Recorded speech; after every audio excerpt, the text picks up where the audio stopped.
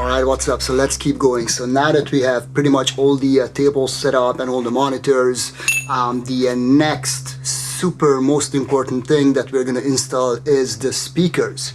So speakers, huge subject, and I do not by any stretch of the imagination claim to be any sort of an expert with this subject, but I will give you a few pointers, a few things that I have learned during the years. And again, these work for me, but do take it with a grain of salt, because like I said, I am not an acoustic expert. So maybe later on we can talk to an acoustic expert and we can get that into this masterclass, but for now I'm just gonna show you how I set up the speakers and I'll give you a few reasons why. So let's get moving. So here's the thing, this is our main studio desk setup, and this is gonna be my listening position. This is where I'm gonna be sitting, which is more or less centered with these lights in the center, and it sort of splits the monitor in the middle. So why is this important? Why do you need to know where you're gonna be sitting? Okay, so the speakers are gonna be going in there.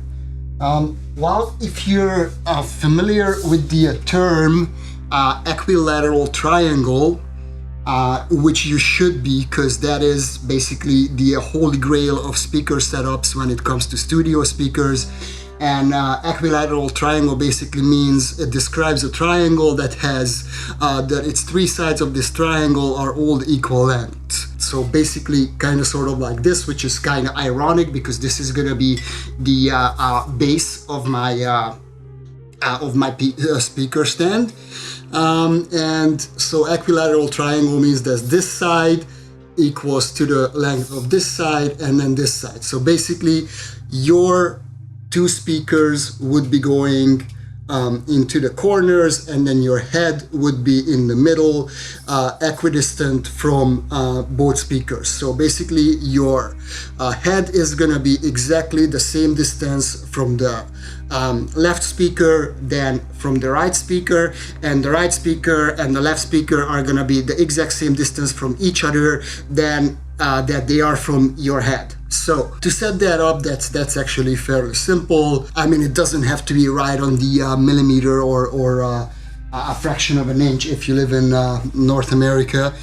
But more or less try to dial it in a way where you have two speakers, they're pointing into a common focus point, and that common focus point is the exact same distance from the two speakers then the speakers are from each other. So that is your equilateral triangle. So get familiar with that term.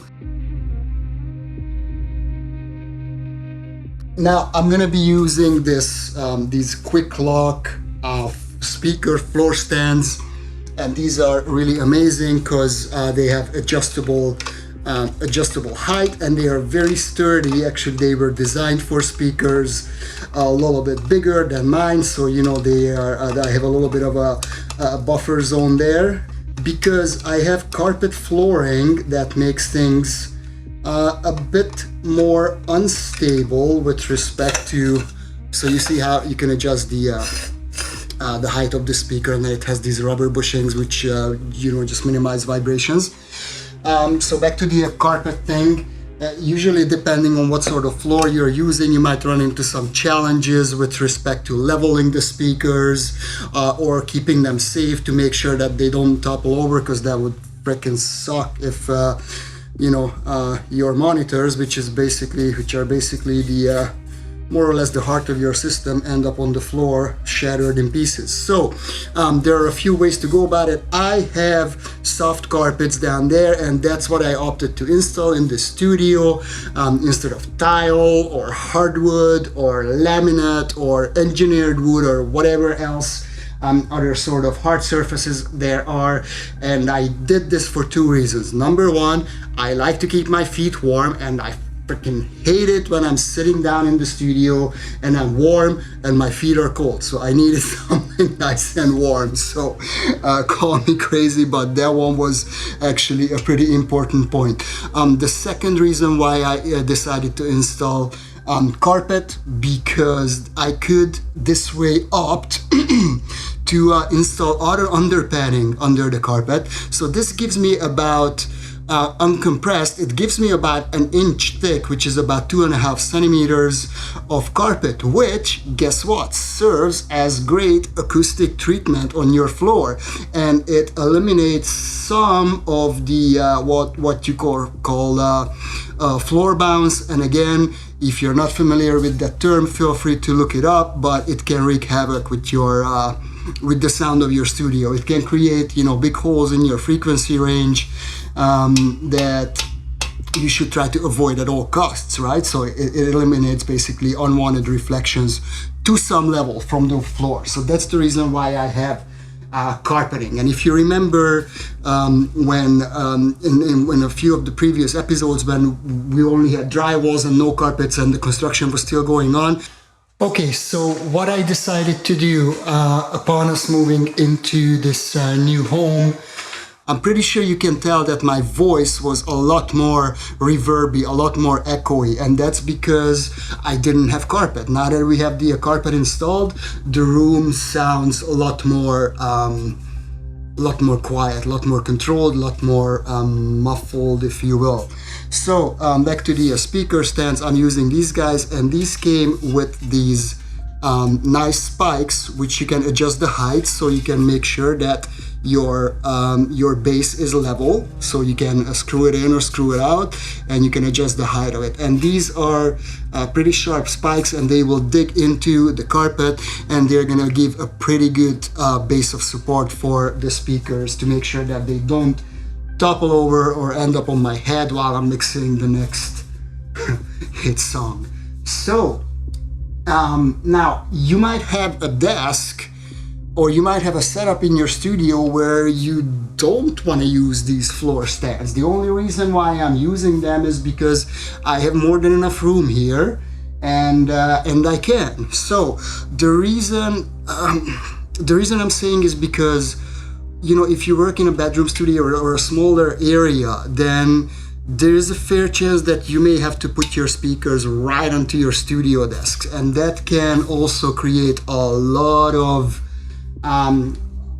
frequency coloration, because effectively when you do that, your table and everything else that sits on it, for all intents and purposes, become a part of your speaker box, right? So the vibrations from your speaker will travel through to the table, and then from the table to your mixer or your push-to, or anything that sits on the, if you have a cup of coffee with a spoon in it, it will start rattling because your speakers are moving the table itself, and the vibrations travel through hard material, right?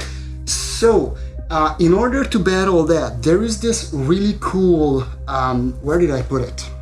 Here it is. There is this really cool setup that I purchased a long time ago, because my very first setup was exactly like that. I had to put the speakers onto the studio desks. So this one is called, and just FYI, I'm by no means sponsored by these guys, so this is not a paid advertisement. I just use it because it works and it's freaking awesome. It's the ISO Acoustics speaker mount system, or whatever you want to call it, and it's adjustable height, so it comes with different sizes of these metal rods, which you can insert in between and sort of create a cage, and then you put it on top. Now this one has rubber dampers, which are designed to take away all the vibrations, well, not all of them, but most of the vibrations that are coming from the speakers and that would normally go into your table.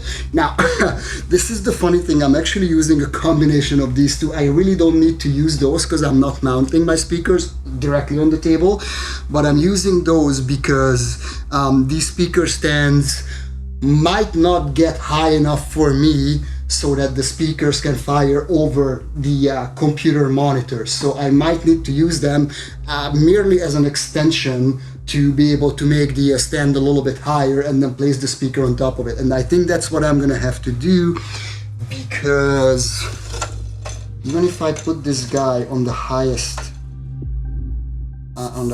level, let's see if it will work. So that's the highest level. Yeah, so you see it's not gonna clear it, right? It's gonna be, yeah, it's gonna be about yay high once it's all said and done, and it's just not high enough. Half of my speaker would be hiding behind the monitor. And actually one of you guys on the PML Instagram account, when I was doing the account takeover, pointed that out, and yeah, that was a very good observation. So yeah, these monitors are installed fairly high, so I will need those to extend the height of this speaker stand. So now I'm gonna shut up. I'm just gonna get working on the speaker stand installation, and you're welcome to follow along.